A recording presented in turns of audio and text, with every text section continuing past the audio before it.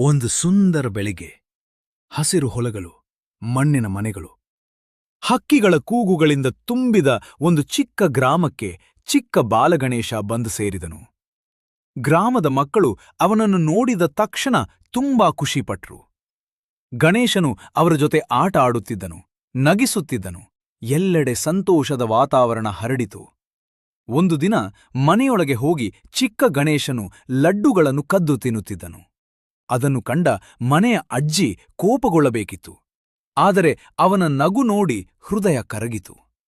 ಮಳೆ ಬಿದ್ದ ದಿನಗಳಲ್ಲಿ ರೈತರು ಕಷ್ಟಪಡುವಾಗ ಗಣೇಶನು ಅವರ ಜೊತೆ ನಿಂತು ಸಹಾಯ ಮಾಡುತ್ತಿದ್ದನು.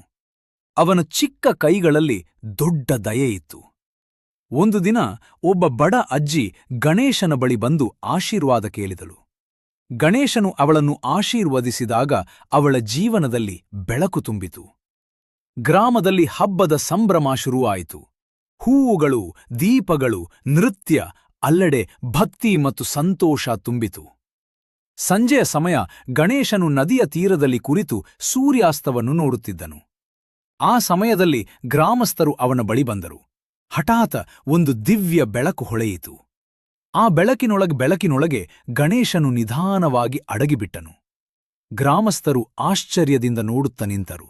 ಅವರು ಅರಿತುಕೊಂಡರು, ಅವನು ಸಾಮಾನ್ಯ ಬಾಲಕ ಅಲ್ಲ, ದೇವರ ರೂಪ. ಆದರೆ ಅವನು ಹೋಗಿದ್ದರೂ ಅವನ ಆಶೀರ್ವಾದ ಮತ್ತು ಪ್ರೀತಿ ಸದಾಕಾಲ ಅವರ ಹೃದಯದಲ್ಲಿ ಉಳಿಯಿತು. MTT